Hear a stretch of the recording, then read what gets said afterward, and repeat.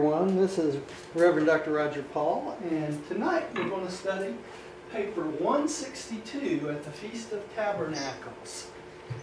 And that starts on page 1788 in the original book. And that's paper 162. Who does it for those who have the original book? Okay. Let's say a little prayer and we'll get started for tonight. Father, thank you for bringing us together tonight that we might study this wonderful revelation you've provided for us. We pray that you open our hearts and minds that we might absorb it, learn something from it, and share it with others. And we thank you for our many blessings this time of year, it being Christmas time when we're reading this. And we thank you for the knowledge of this book of when Jesus was really born. And we thank you for all the many blessings you give us every day and every week in our lives. We pray that you'll be with each and every one of us and help us do your will. We say this in your Son's name, Jesus, my holy name. Amen. And there's Rodney. Come on now. Rodney? Hey guys. How we doing? Rodney, we were just talking just a second ago, and we've decided we're going to do the birth of Christ next week. We can get off one paper, 1 week. Since it's Christmas time, we'll do that next Wednesday night. Okay? Okay, that's cool. All right. And I'll start reading here on paper 162. I guess I better advance the paper so people at home can. All right. Paper 162 at the Feast of Tabernacles. And by the way, I did look that up, Millie. I couldn't remember what it was the other night when we were on. The Feast of Tabernacles is a celebration of the incoming harvest.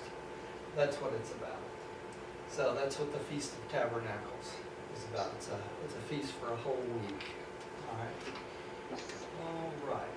When Jesus started up to Jerusalem with the 10 apostles, he planned to go through Samaria. That being the shorter route. Accordingly, they passed down the eastern shore of the lake and by way of Scythopolis, entered the borders of Samaria. Near nightfall, Jesus sent Philip and Matthew over to a village on the eastern slopes of Mount Gilboa to secure lodging for the company. It so happened that these villagers were greatly prejudiced against the Jews, even more so than the average Samaritans. And these feelings were heightened at this particular time as so many were on their way to the Feast of Tabernacles. These people knew very little about Jesus, and they refused him lodging because he and his associates were Jews. When Matthew and Philip manifested indignation and informed these Samaritans that they had declined to entertain the Holy One of Israel, the infuriated villagers chased them out of the little town with sticks and stones. So they weren't happy. Okay. Diane. I did not understand when you said what Feast of the Tabernacles was. The entering of the hearts? No, it's the incoming harvest, bringing in the harvest at the end of Harvest. Yeah. Harvest at the end of planting season. It'd be like we consider Thanksgiving, right? Okay. That sort of thing. So that is the period of time when everybody's taking in all their plants that they planted for the summer and that sort of thing. Why is the Feast of Tabernacles? That's right. That's right. The Feast of Tabernacles. Okay. Diane? After Philip and Matthew had returned to their fellows and reported how they had been driven out of the village, James and John stepped up to Jesus and said, Master, we pray you to give us permission to bid fire come down from heaven to devour these insolent and impenitent Samaritans. But when, Impenitent. Yeah. Samaritans. But when Jesus heard these words of vengeance, he turned upon the sons of Zebedee and severely rebuked them. You know not what manner of attitude you manifest. Vengeance savors not of the outlook of the kingdom of heaven. Rather than dispute, let us journey over to the little village by the Jordan ford. Thus, because of sectarian prejudice, these Samaritans denied themselves the honor of showing hospitality to the Creator Son of the universe. felt later about Huge that. loss. Yeah.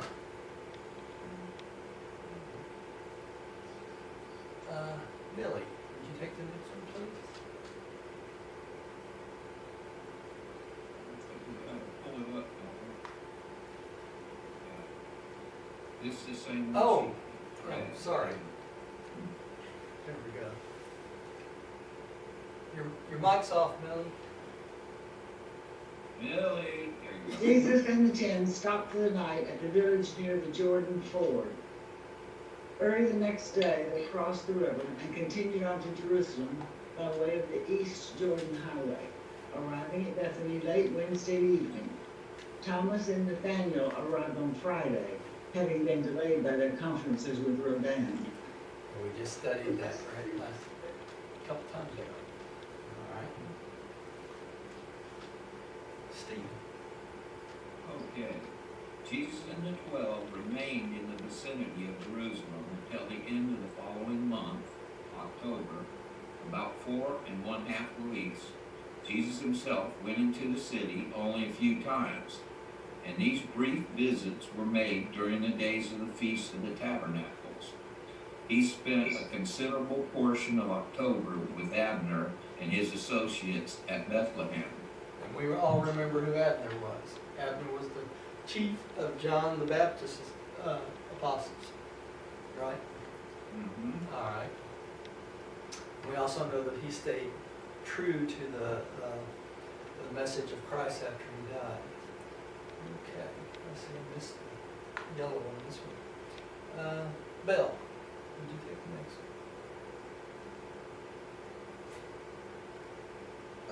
one? Audio going here. Alright, the dangers of the visit to Jerusalem. Long before they fled from Galilee, the followers of Jesus had implored him to go to Jerusalem to proclaim the gospel of the kingdom in order that his message might have the prestige of having been preached at the center of Jewish culture and learning. But now that he had actually come to Jerusalem to teach, they were afraid for his life, knowing that the Sanhedrin had sought to bring Jesus to Jerusalem for trial, and recalling the Master's recently reiterated declaration that he must be subject to death. The apostle had been literally stunned by his sudden decision to attend the Feast of Tabernacles. To all the previous entreaties that he go to Jerusalem, he had replied, "The hour had not yet come." Now, to their protest of fear, he answered only, "But the hour has come." So he knew when his time was coming. So whether they went in at this time or a later time made no difference to him, right? All right. Rodney, would you take the next one, please? During the Feast of Tabernacles, Jesus went boldly into Jerusalem on several occasions and publicly taught in the temple. This he did in spite of the efforts of his apostles to dissuade him. Though they had long urged him to proclaim his message in Jerusalem, they now feared to see him enter the city at this time, knowing full well that the scribes and Pharisees were bent on bringing about his death. So when it came right down to it, they were all afraid for him, weren't they? All right. Jesus' bold appearance in Jerusalem more than ever confused his followers.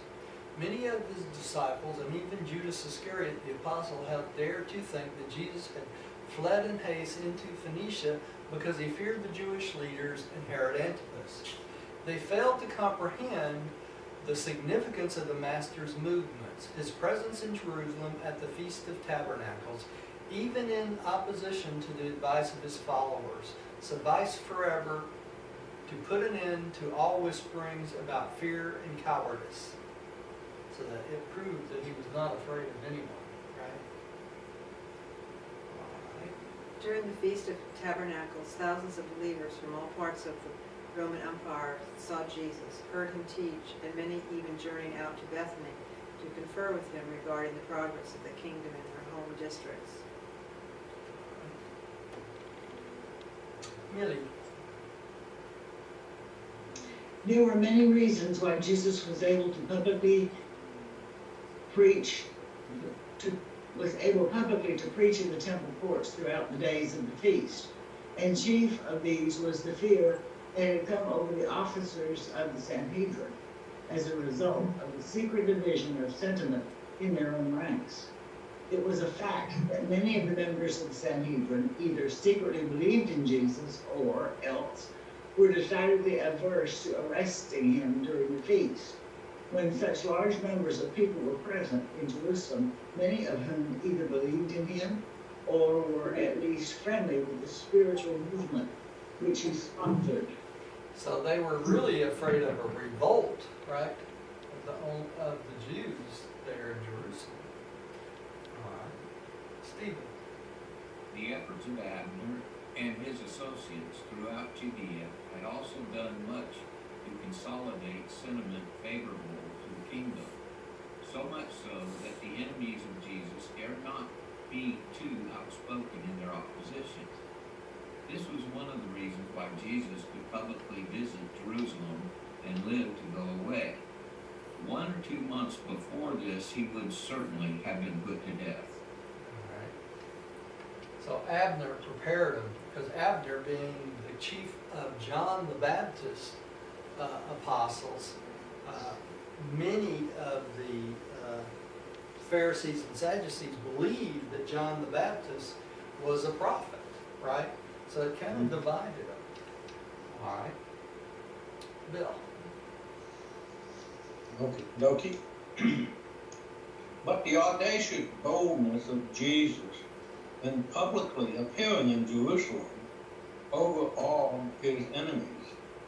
They were not prepared for such a daring challenge. Several times during this month, the Sanhedrin made feeble attempts to place the master under arrest, but nothing came of these efforts. His enemies were so taken aback by Jesus' unexpected public appearance in Jerusalem that they conjectured he must have been promised protection by the Roman authorities. Knowing that Philip, Herod Antipas's brother, was almost a follower of Jesus, the members of the Sanhedrin speculated that Philip had secured for Jesus promises of protection against his enemies. Jesus had departed from their jurisdiction before they awakened to the realization that they had been mistaken in the belief that his sudden and bold appearance in Jerusalem had been due to a secret understanding with the Roman officials. So none of them had anything to do with it, then, did they? Rodney. Only the 12 apostles had known that Jesus intended to attend the Feast of Tabernacles when they had departed from Magadan.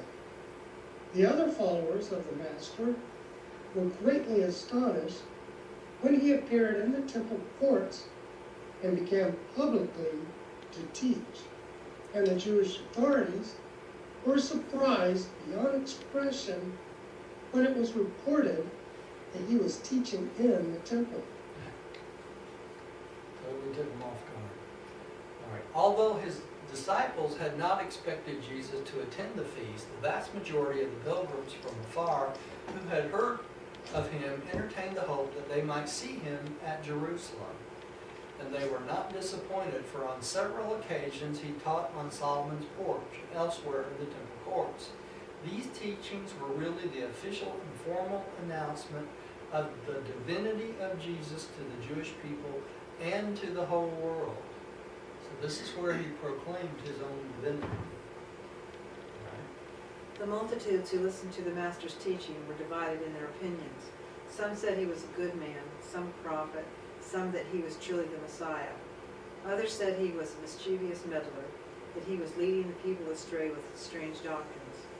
His enemies hesitated to denounce him openly for fear of his friendly believers, while his friends feared to acknowledge him openly for fear of the Jewish leaders, knowing that the Sanhedrin was determined to put him to death. But even his enemies marveled at his teaching, knowing that he had not been instructed in the schools of the rabbis. Okay, let me mention something on this paragraph too. Notice here it says he was leading that he was leading the people astray with his strange doctrines. You see that? That's what Christians are going to think when you talk to them about the Urantia book. They consider it strange doctrines, even though it comes straight from the teachings of Christ, right? So you're going to receive the same attitude that Jesus did when he tried to teach the Pharisees and Sadducees and the Jews. All right? But you know, Roger, we've been studying Jesus' teachings now in this country for over 100 years, to whereas when he was talking to the Pharisees and that back in that day, that was all brand new to them. Oh yeah. So, Yeah. it was easy for them to say, no, we can't accept that. But today, it's a little different story. It's a different story, but it's just as easy for people to reject you. And, Yeah. you know, you're going to find that. A lot bigger rejection today. Yeah, there is. You find that out when you talk to people, It's right? more exposure, Yeah, more through different exposure. media. Millie, would you take the next one, please? Every time Jesus went to Jerusalem, his apostles were filled with terror.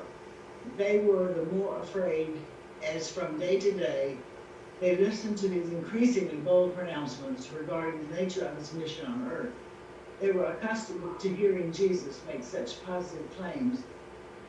They were unaccustomed to hearing Jesus make such positive claims and such amazing assertions, even when preaching among his friends. It's like he took out all stops, right? I wish they would have told us what his teachings were on the Solomon porch. On Solomon's porch. Yeah, and what he's saying here. I wish they would include his narratives. Well, hang on just one slide and we're going to start to find out. Thank you. All right. Stephen. The first afternoon that Jesus taught in the temple, a considerable company sat listening to his words, depicting the liberty of the new gospel and the joy of those who believe the good news, when a curious listener interrupted him to ask, "Teacher, how is it you can quote the scriptures and teach the people so fluently when I am told that you are untaught in the learning of the rabbis?" Jesus replied, "No man has taught me the truth which I declare to you, and its teaching is not mine, but his who sent me. If any man really desires to do my Father's will, he shall certainly know about my teaching, whether it be God's or whether I speak for myself. He who speaks for himself seeks his own glory. But when I declare the words of the Father, I thereby seek the glory of him who sent me. But before you try to enter into the new light, should you not rather follow the light you already have? Moses gave you the law, yet how many of you honestly seek to fulfill its demands? Moses in this law enjoined you, saying, you shall not kill. Notwithstanding this command, some of you seek to kill the Son of Man." There you go. Even though they're supposed to be the learned rabbis, they still want to kill him. Go against their own teachings, right? All right. Bill.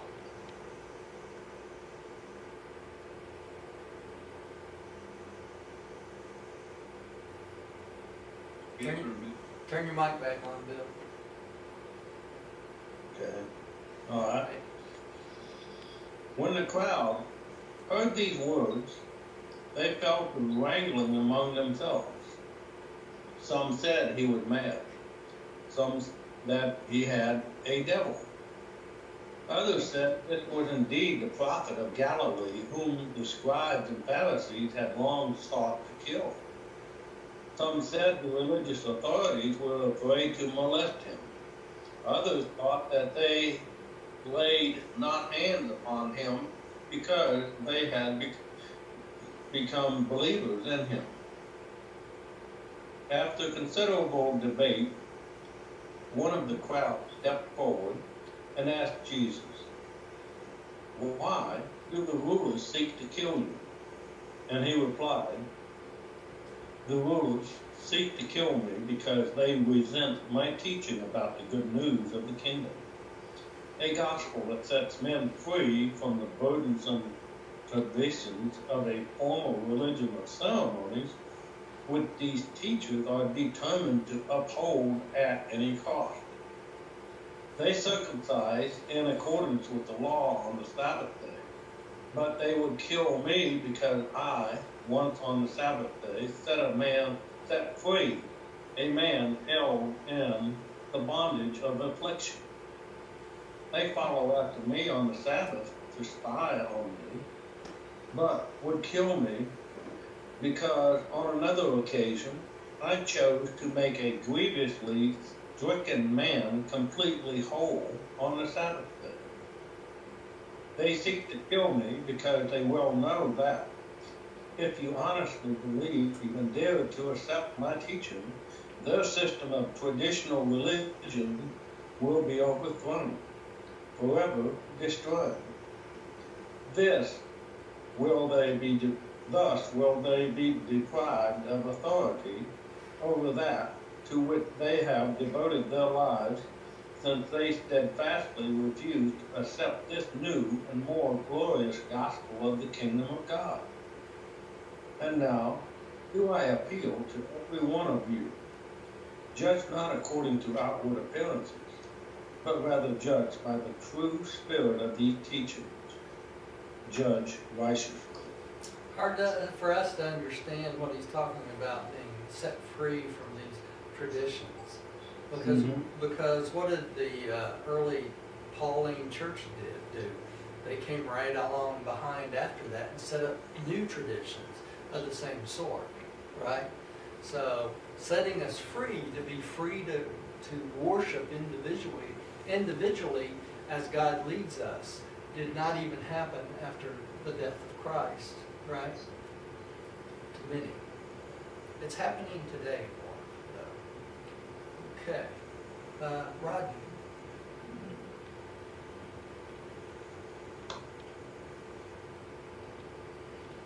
Then said another inquirer, "Yes, teacher, we do look for the Messiah, but when he comes, we know that his appearance will be in mystery.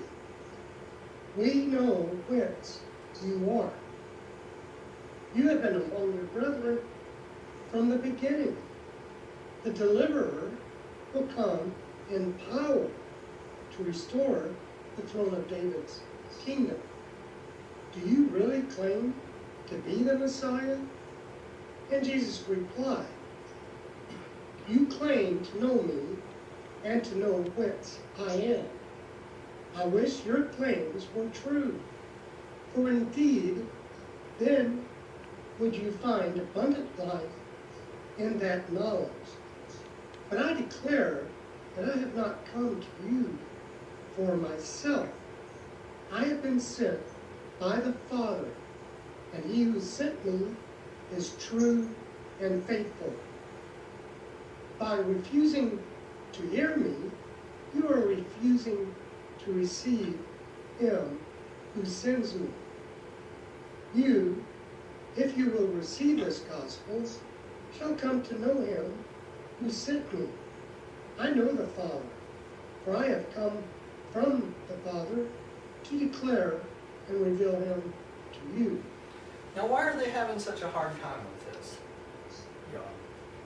Because they knew that he grew up in Galilee, right? And they knew he was a boat builder for a while. They knew he worked as a carpenter for a while. And they knew all these things. So they couldn't understand how this man of everyday knowledge and work and that sort of thing could suddenly start claiming to be the Son of God. And that was where their problem was, right? Because they believed that this Messiah that would come come in power and glory, and no one would know him or where he came from, right? So it didn't fit in their little box, right? Now, Right. you think about it, when we teach this book, when we're teaching something new to the populace, it does not fit in their little box, does it? Because Right. they've been taught a certain way as they grew up, and they believed everything to be a certain way. And when you start teaching them something more open, something more enlightening, something about the will of God and how Christ really was showing the will of God and showing us the way to a better understanding of the Father, it's hard for people to understand. It really is. Because we want to keep everything in our little box and not be disturbed, right? So that's the same problems we have today, and this is a good example for us, right? All right. Let's see. I guess I'm not. No. The agents of the scribe wanted to lay hands upon him, but they feared the multitude, for many believed in him. Jesus' work since his baptism had become well known by all Jewry. And as many of these people recounted these things, they said among themselves, even though this teacher is from Galilee, and even though he does not meet all our expectations of the Messiah, we wonder if the deliverer, when he does come, will really do anything more wonderful than this Jesus of Nazareth has already done. Good question, isn't it?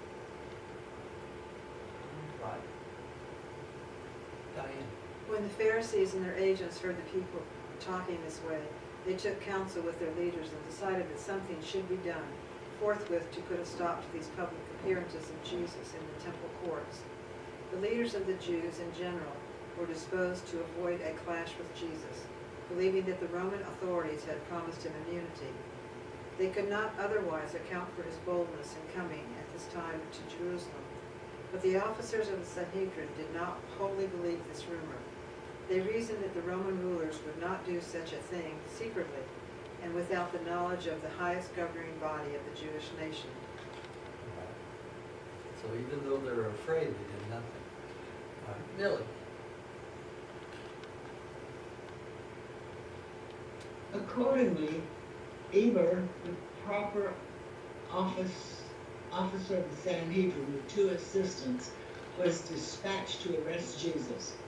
As Eber made his way toward Jesus, the master said, "Fear not to approach me. Draw near while you listen to my teachings.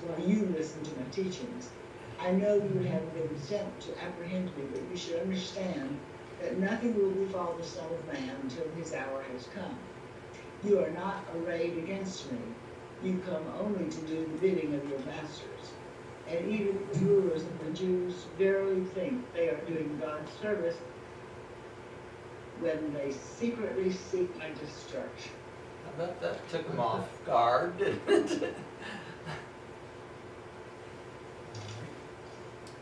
Stephen, did you take the next one? I bear none to you ill will. The Father loves you, and therefore do I long for your deliverance from the bondage of prejudice and the darkness of tradition. I offer you the liberty of life and the joy of salvation. I proclaim the new and living way, the deliverance from evil and the breaking of the bondage of sin. I have come that you might have life and have it eternally. You seek to be rid of me and my disquieting teachings. If you could only realize that I am to be with you only a little while, in just a short time I go to him who sent me into this world, and then will many of you diligently seek me. But you shall not discover my presence, for where I am about to go, you cannot come. But all who truly seek to find me shall sometime attain the life that leads to my Father's presence. So we have to follow after him. All right. Bill. All right. Some of the scoffers said among themselves, "Where will this man go that we cannot find him? Will he go to live among the Greeks? Will he destroy himself? What can he mean when he declares that soon he will depart from us, and that we cannot go where he goes? He speaks plainly to them, but they don't understand, right? That's right. That's right. Rodney. Well, you know, they were very simple-minded people. That's true. And you know, no. Not much has changed, has it? You know, yeah, not much has changed. Is it Eber or Eber? Eber. Eber and his assistants refused to arrest Jesus. They returned to their meeting place without him. When, therefore, the chief priests and the Pharisees upbraided Eber and his assistants because they had not brought Jesus with them, Eber only replied, "We feared to arrest him in the midst of the multitude because many believe in him. Besides, we never heard of a man speaking like this Lord." There is something out of the ordinary about this teacher. You would all do well to go over to the area. And when the chief of the rulers heard these words, they were astonished and spoke tauntingly to Eber. "Are you also led astray? Are you about to believe in this deceiver? Have you heard that any of our learned men or any of these rulers have believed in him? Have any of the scribes or the Pharisees been deceived by his clever teachings? How does it come that you are influenced by the behavior of this ignorant multitude who know not the law or the prophets? Do you not know that such untaught people are accused?" Accursed, thank you. And then answered Eber, "Even so, my master. But this man speaks to the multitude words of mercy and hope. He cheers the downhearted, and his words were comforting even to our souls. What can there be wrong in these teachings, even though he may not be the Messiah of the Scriptures? And even then, does not our require fairness? Do we condemn a man before we hear him?" And the chief of the Sanhedrin was wroth with Eber, and, turning upon him, said, "Have you gone mad? Are you by any chance also from Galilee? Search the Scriptures, and you will discover that out of Galilee arises no prophet, much less the Messiah." All right. The Sanhedrin disbanded in confusion, and Jesus withdrew to Bethany for the night.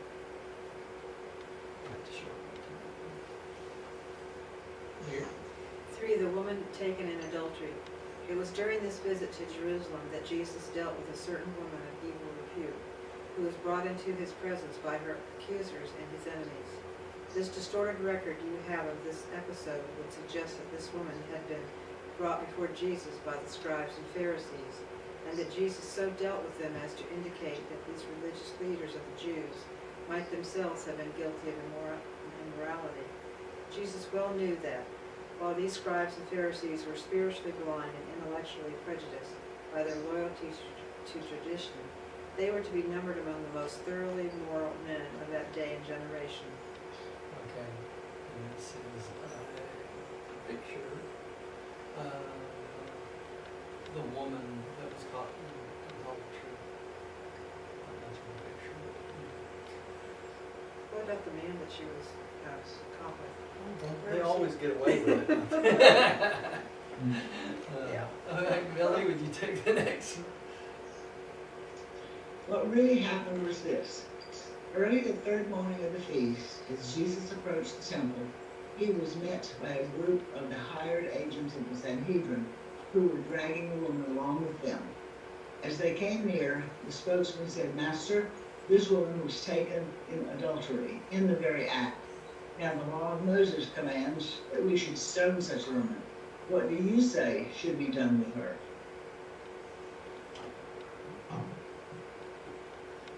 Steve. It was the plan of Jesus' enemies to upheld the law of Moses, requiring that the self-confessed transgressor be stoned to involve him in difficulty with the Roman rulers, who had denied the Jews the right to inflict the death penalty without the approval of the Roman tribunal. If he forbade stoning the woman, they would accuse him before the Sanhedrin of setting himself up above Moses and the Jewish law. If he remained silent, they would accuse him of cowardice. But the master so managed the situation that the whole plot fell to pieces of its own sordid weight. Right. Okay. Bill, would you take the next one? Okay. This woman, once comely, was the wife of an inferior citizen of Nazareth, a man who had been a troublemaker for Jesus throughout his youthful days. The man, having married this woman, did most shamefully force her to earn their living by making commerce of her body. He had come up to the feast at Jerusalem that his wife might thus prostitute with physical charms for financial gain. He had entered into a bargain with the hirelings of the Jewish rulers, thus to betray his own wife in her commercialized life. And so they came with the woman and her companion in transgression for the purpose of ensnaring Jesus into making some statement which could be used against him in case of his arrest. So it was all about trying to ensnare Jesus. It really had nothing to do with this woman, right? Mm-hmm. All right. Rodney.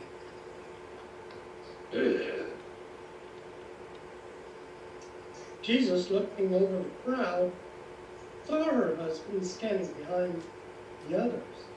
He knew what sort of man he was and perceived that he was a party to the despicable transaction. Jesus first walked around to near where this degenerate husband stood and wrote upon the sand a few words which caused him to depart in haste. Then he came back before the woman and wrote again upon the ground for the benefit of her would-be accusers. And when they read his words, they too went away, one by one.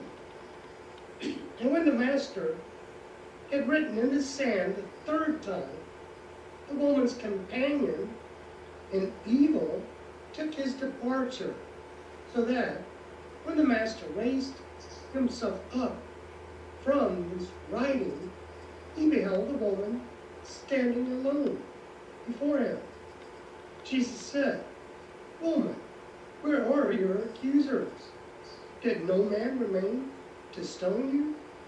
And the woman, lifting up her eyes, answered, "No, no man, Lord." And then said Jesus, "I know about you, neither do I condemn you. Go your way in peace."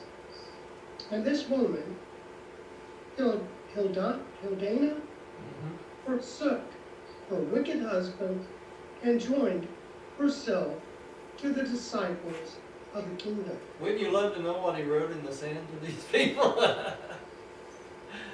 It's been pretty powerful, whatever it was. Yeah. All right. 4, the Feast of Tabernacles. The presence of people from all of the known world, from Spain to India, made the Feast of Tabernacles an ideal occasion for Jesus for the first time publicly to proclaim his full gospel in Jerusalem. At this feast, the people lived much in the open air in leafy booths. It was the feast of harvest, ingathering and coming as it did the cool of the autumn months. It was more generally attended by the Jews of the world than was the Passover at the end of the winter or Pentecost at the beginning of the summer.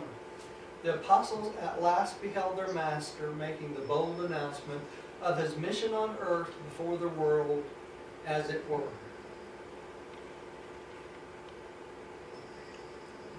Oh, Roger, Yeah, so Pentecost, that was a Jewish tradition before the Pentecost that we know of. yes, it was a Jewish tradition that always came right over after Passover. Right. And And we learn something every day. yeah, and our association with Pentecost was when the Spirit of truth was poured out upon all the world, right? So the Pentecost significance changed for us to us receiving the Spirit of truth, right? Which is, Okay, that was just the occasion that it came. that's the occasion that it came, right? Because Pentecost, it was right after, if you remember, Jesus, after the resurrection, stayed on the planet for, several weeks, right? About a month.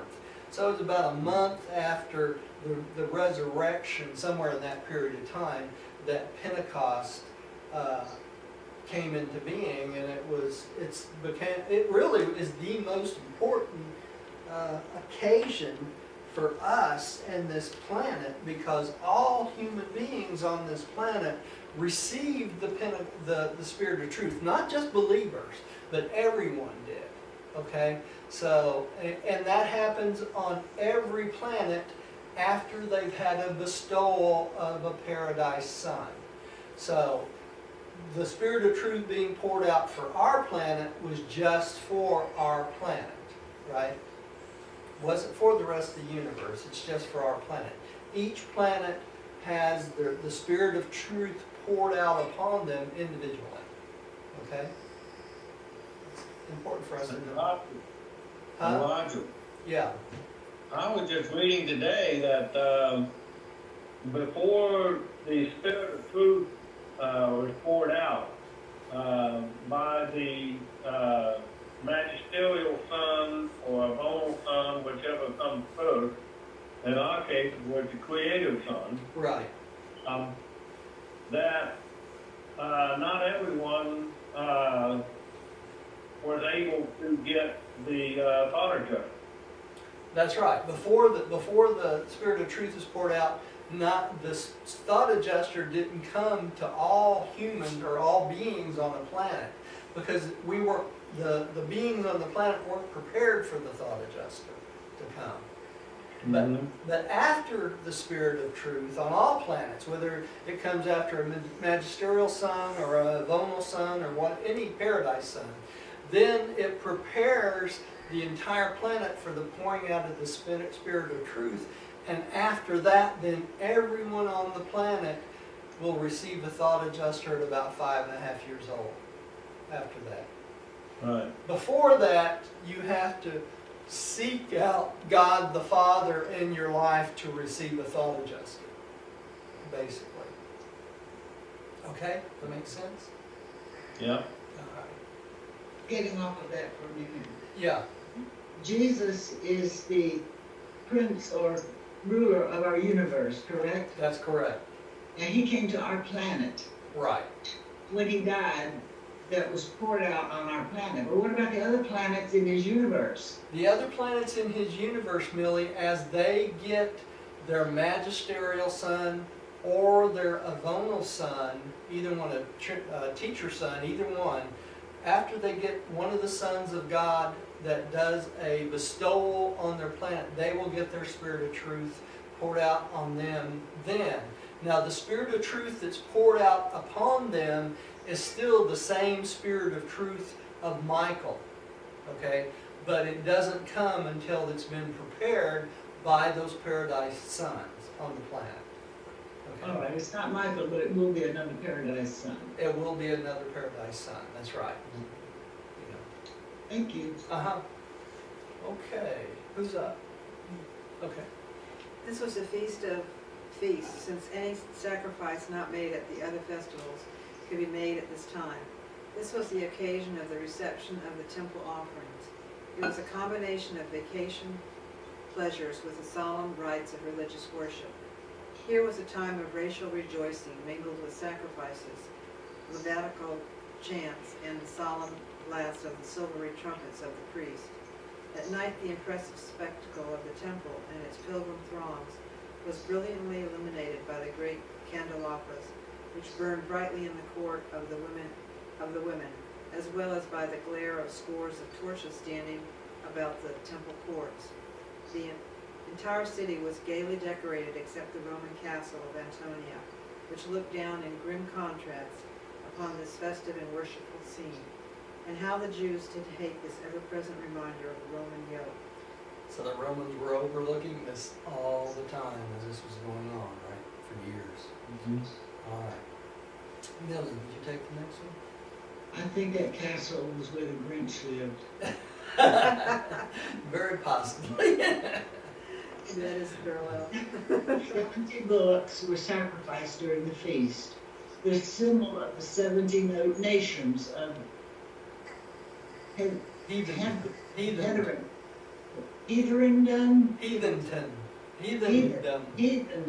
Yeah. as in heathen. Yeah. The ceremony of the outpouring of the water symbolized the outpouring of the divine spirit. The ceremony of the water followed the sunrise procession of the priests and the Levites. The worshippers passed down the steps leading from the court of Israel to the court of the women, while successive blasts were blown upon the silvery trumpets. And then the faithful marched on toward the beautiful gate, which opened upon the court of the Gentiles. Here they turned about to face westward, to repeat their chants, and to continue their march for the symbolic water. Okay, now the 70 bullocks that were sacrificed, Islam still does that, right, once a year. So that's a ceremony that still goes on even today. All right, let's see. All right, and another thing I want to mention here too is the outpouring of the divine spirit. What are they talking about here? They're talking about the Holy Spirit, right? That's what they're talking about, not the Spirit of truth. Okay. And this is a picture of the, basically of Jerusalem and all these courts and things like that they're talking about here. You can look at this and kind of trace down and see where they're talking about they're going. There's the beautiful gate and the court of the women and the altar and that sort of thing. So it's kind of interesting. And the Wailing Wall, you can see it at the top. All right. Stephen, would you take the next one, please? On the last day of the feast, almost 450 priests with a corresponding number of Levites officiated. At daybreak, the pilgrims assembled from all parts of the city, each carrying in the right hand a sheaf of myrtle, willow, and palm branches, while in the left hand each one carried a branch of the paradise apple, the citron, or the forbidden fruit. These pilgrims divided into 3 groups for this early morning ceremony. One band remained at the temple to attend the morning sacrifices. Another group marched down below Jerusalem to near Mazah to cut the willow branches for the adornment of the sacrificial altar, while a third group formed a procession to march from the temple behind the water priests, who, to the sound of the silvery trumpets, bore the golden pitcher, which was to contain the symbolic water, out through Opel near Salam, where was located the fountain gate. After the golden pitcher had been filled at the pool of Siloam, the procession marched back to the temple, entering by way of the water gate and going directly to the court of the priest, where the priest feeding the water pitcher was joined. earlier, bearing a water pitcher, was joined by the priest, bearing the wine for the drink offering. These two priests then repaired to the silver funnels leading to the base of the altar and poured the contents of the pitchers therein. The execution of this rite of pouring the wine in the water was the signal for the assembled pilgrims to begin the chanting of the Psalms from 113 to 118 inclusive, in alternation with the Levites, and as they repeated these lines, they would lay their sheaves at the altar, then follow the sacrifices for the day associated with the repeating of the Psalms for the day. The Psalms for the last day of the feast being the 82nd, beginning with the 5th verse. Okay, so it was a very big pageant, right? All right. Bill. Okay? Sermon on the light of the world. On the evening the next to the last day of the feast, when the scene was brilliantly illuminated by the lights of the candelabras and the torches, Jesus stood up in the midst of the assembled throng and said, Rodney. But then I get them to quiet down. I am the light of the world. He who follows me shall not walk in darkness, but shall have the light of life. Pursuing to place me on trial and assuming to sit as my judges, you declare that if I bear witness of myself, my witness will not be true. But never can the creature sit in judgment on the Creator. Even if I do bear witness about myself, my witness is everlastingly true. For I know whence I came, who I am, and whither I go. You who would kill the Son of Man know not whence I came, who I am, or whither I go. You only judge by the appearances of the flesh. You do not perceive the realities of the Spirit. I judge no man, not even my arch enemy. But if I should choose to judge, my judgment would be true and righteous. For I would judge not alone, but in association with my Father, who sent me into the world, and who is the source of all true judgment. You even allow that the witness of two reliable persons may be accepted. Well, then, I bear witness of these truths. So also does my Father in heaven. And when I told you this yesterday, in your darkness, you asked me, where is your Father? Truly, you know neither me nor my Father. For if you had known me, you would also have known the Father. So Jesus tells them right there, He is their Creator. And as a creature, they have no right to sit in judgment over their Creator. Right? Mm-hmm. And that He and God the Father both are giving witness to the fact that He is who He says He is. Right? And they still want to condemn Him because they do not understand. Right? That's, I was just reading John in the Bible, the first few verses, where it says the light came into the world, but the darkness could not comprehend it. Yeah, That's right. that's right. It's a good example. Right? That's also John 3:19. Yeah. Yeah. All right. I have already told you that I am going away and that you will seek me and not find me. For where I am going you cannot come. You would reject this light are from beneath. I am from above. You who prefer to sit in darkness are of this world, and I am not of this world. and I live in the eternal light of the Father of lights. You have had abundant opportunity to learn who I am, but you shall have still another evidence confirming the identity of the Son of Man. I am the light of fire, and everyone I love light of life. I'm sorry. And everyone who deliberately and with understanding rejects this saving light shall die in his sins. Much I have to tell you, but you are unable to receive my words. However, he who sent me is true and faithful. My Father loves even his erring children, and all that my Father has spoken I also proclaim to the world.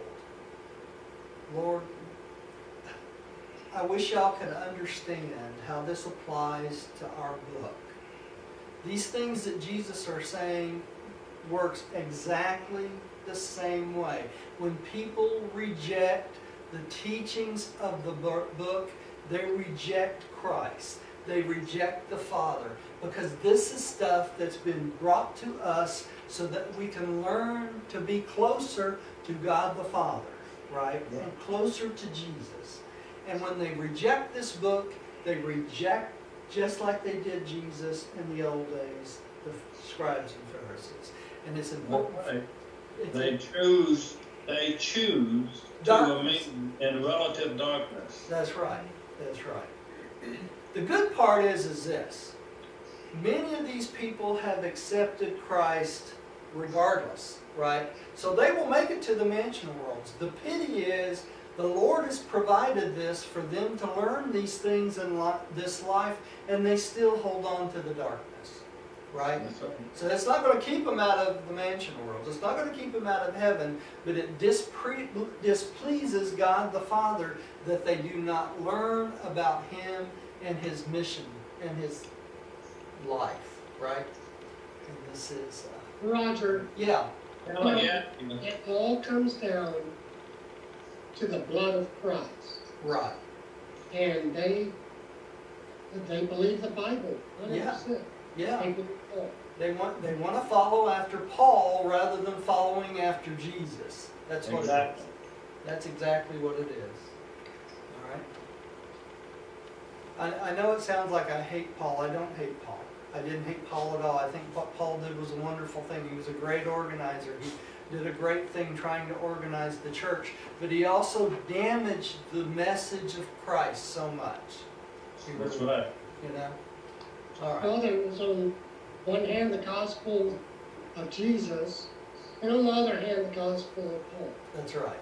That's right. Diane, would you take the next one? When the Son of Man is lifted up, then shall you all know that I am He, and that I have done nothing of myself, but only as the Father has taught me. I speak these words to you and to your children, and He who sent me is even now with me.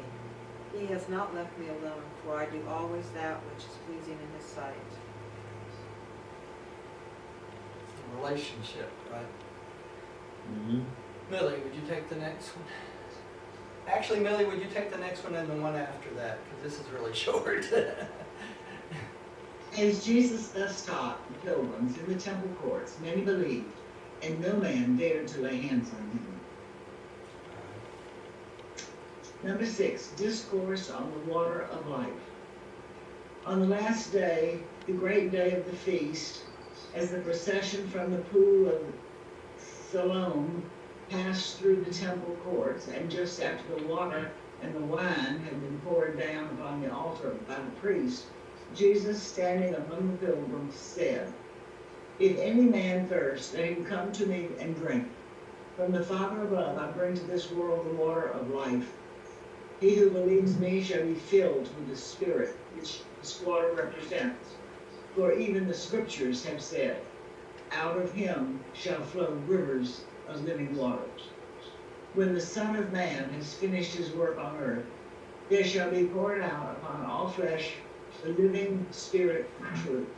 Those who receive the Spirit shall never know spiritual thirst. So this is the spiritual water that Jesus keeps talking about, right? Mm-hmm. The Spirit of truth.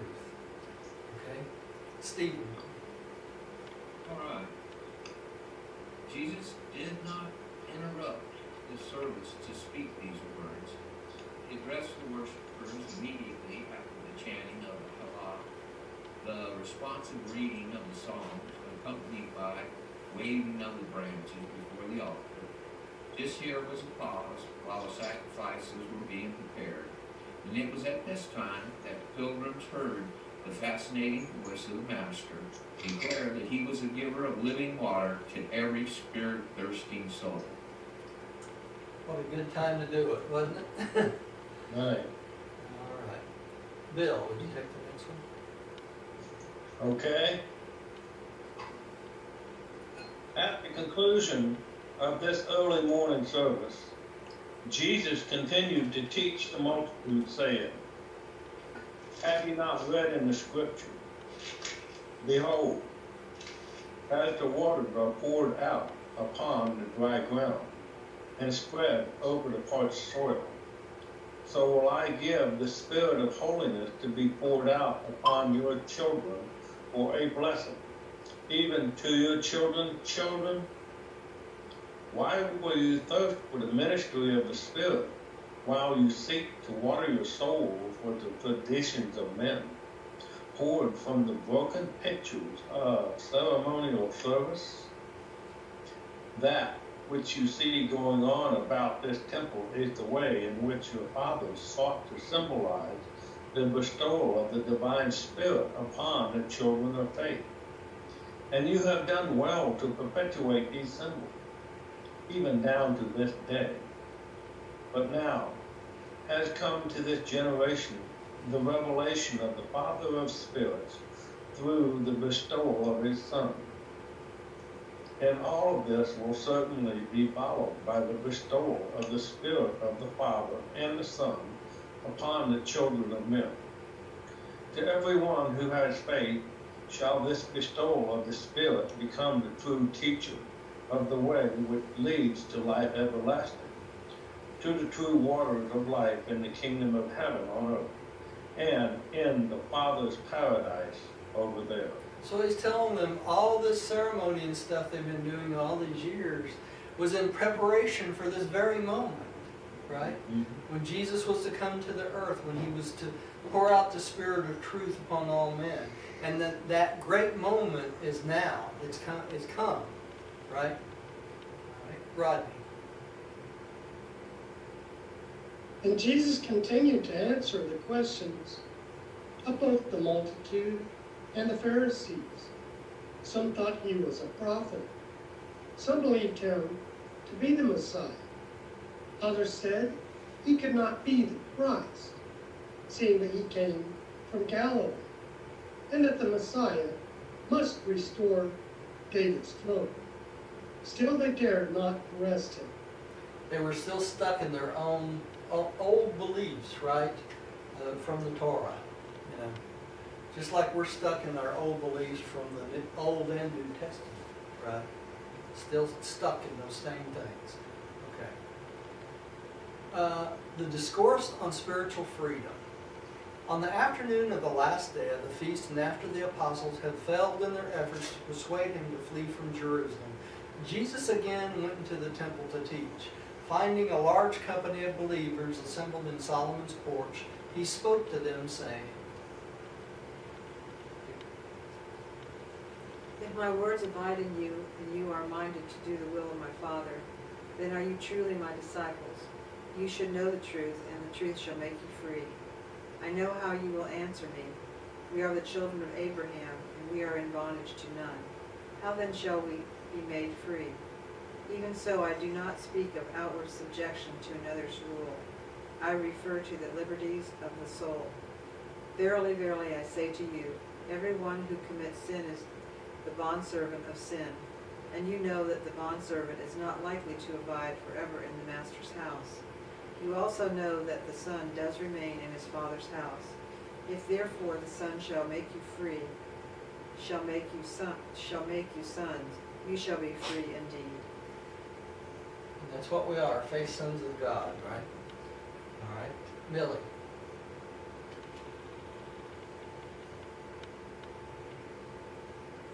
I know that you are Abraham's seed, Yet your leaders seek to kill me because my word has not been allowed to have its transforming influence in their souls are sealed by prejudice and blinded by the pride of revenge. I declare to you the truth which the Eternal Father shows me, while these deluded teachers seek to do the things which they have learned only from their temporal fathers. And when you reply that Abraham is your father, then do I tell you that if you were the children of Abraham, you would do works of Abraham. Some of you believe my teachings, but others still seek to destroy me, because I have told you that the truth which I received from God.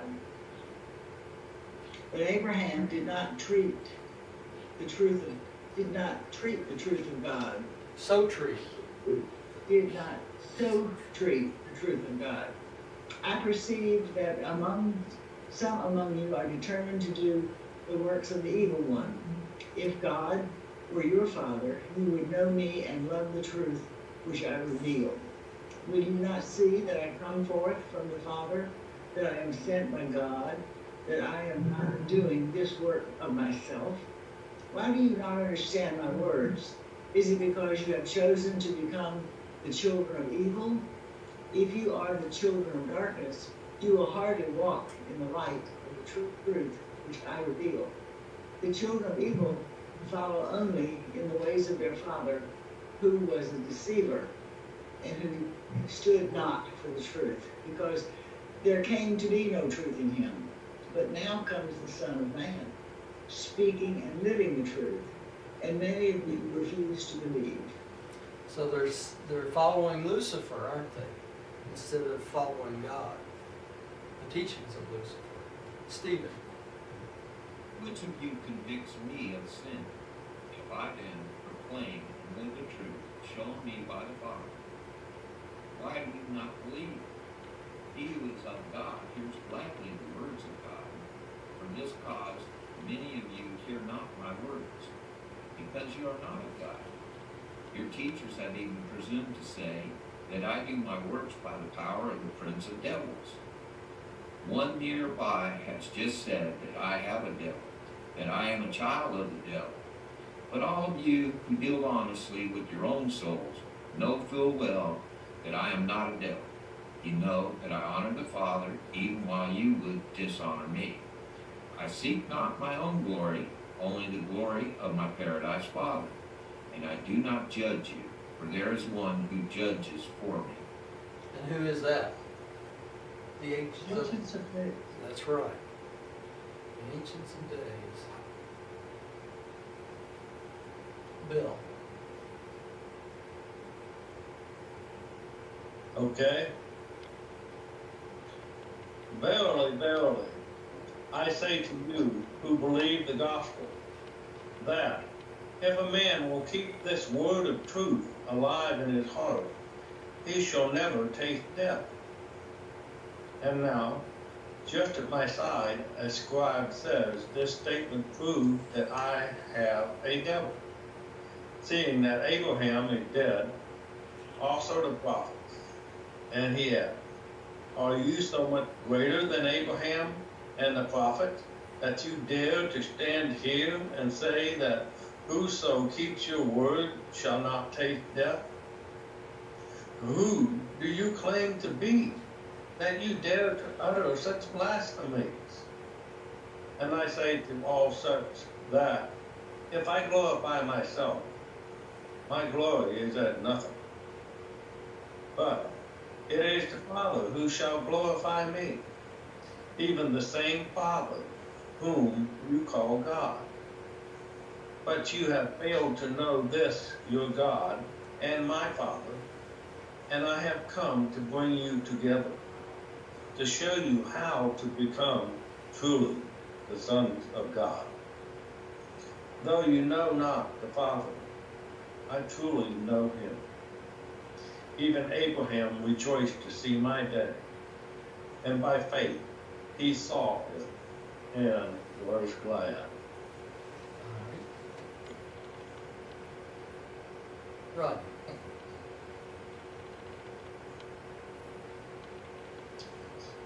When the unbelieving Jews and the agents of the Sanhedrin, who had gathered about by this time, heard these words, they raised a tumult, shouting, "You are not 50 years of age, and yet you talk about seeing Abraham.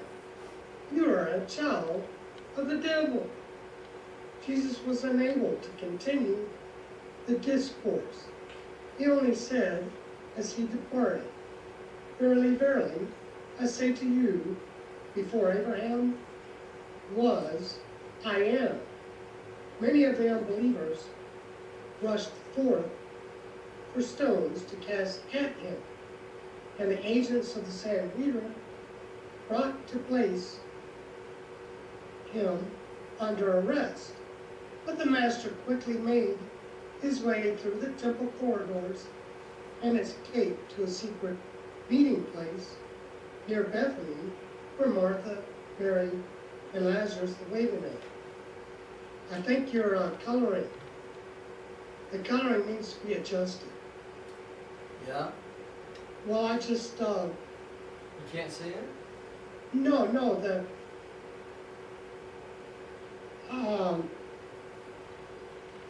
it's supposed to be yellow to Yeah. represent what Jesus said. Right.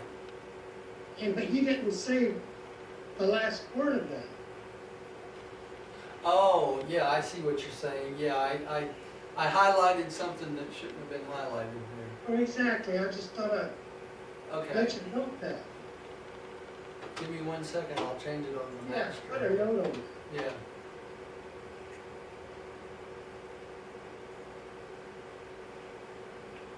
Oops, I'm too far. Give me 1 second here.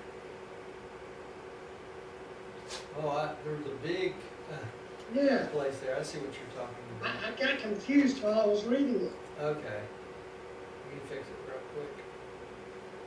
There we go. Look better? That's fine.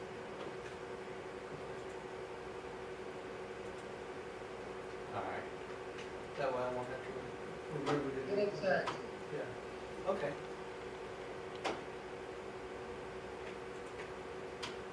Alright, let's go on to 8. 8. Visit with Martha and Mary. It had been arranged that Jesus should lodge with Lazarus and his sisters at a friend's house, while the apostles were scattered here and there in small groups. These precautions being taken because the Jewish authorities were again becoming bold with their plans to arrest him.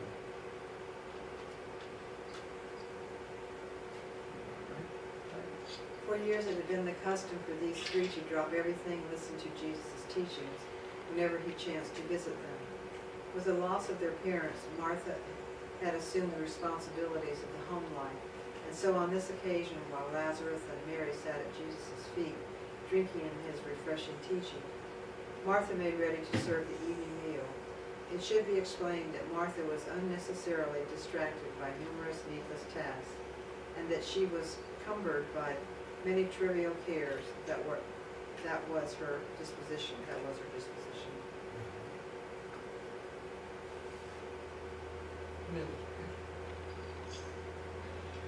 As Martha very busied herself with all these supposed duties, she was perturbed because Mary did nothing to help. Therefore she went to Jesus and said, "Master, do you not care that my sister has left me alone to do all of the serving? Will you not bid her to come and help me?" And Jesus answered, "Martha, Martha, why are you always anxious about so many things and troubled by so many trifles? Only one thing is really worthwhile, and since Mary has chosen this good and needful part, I shall not take it away from her. But when will both of you learn to live as I have taught you, both serving in cooperation, and both refreshing your souls in unison? Can you not learn that there is a time for everything, that the lesser matters of life should give way before the greater things of the heavenly kingdom?" You can busy yourself doing needless things all the time, right? And this is Martha and Mary.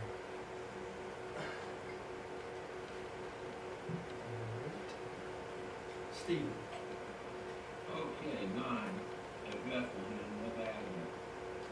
Throughout the week that followed the Feast of Tabernacles, scores of believers foregathered at Bethany and received instruction from the 12 apostles. The Sanhedrin made no effort to molest these gatherings since Jesus was not present. He was throughout this time working with Abner and his associates in Bethlehem.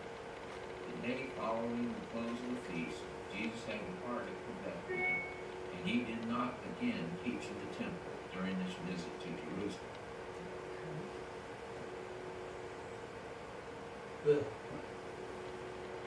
Okay. At this time, Abner was making his headquarters at Bethlehem, and from that center, many workers had been sent to the cities of Judea and southern Samaria, and even to Alexandria. Within a few days of his arrival, Jesus and Abner completed the arrangements for the consolidation of the work of the two groups of apostles. To join forces, right? Mm-hmm. All right. Rodney. I wonder what the small talk is. It's been interesting, huh? Yeah. How's your day been going? Throughout this visit to the Feast of Tabernacles, Jesus had divided his time about equally between Bethany and Bethlehem. At Bethany, he spent considerable time with his apostles. At Bethlehem, he gave much instruction to Abner and to the other former apostles of John. And it was this intimate contact that finally led them to believe in him. These former apostles of John the Baptist were influenced by the courage he displayed in his public teaching in Jerusalem, as well as by the sympathetic understanding they experienced in his private teaching at Bethlehem. These influences finally and fully won over each of Abner's associates to a wholehearted acceptance of the kingdom and all that such a step implied. Okay. So they were all finally completely won over at this point, right? Before leaving Bethlehem for the first time, the master made arrangements for all of them to join him in the united effort which was to precede the end of his earth career in the flesh. It was agreed that Abner and his associates were to join Jesus and the 12 in the near future at Magadan Park. And we know that Abner kept true to his promise, didn't he? All right, Diane. In accordance with this understanding, early in November, Abner and his 11 fellows cast their lot with Jesus and the 12, and labored with him as one organization, right on down to the crucifixion.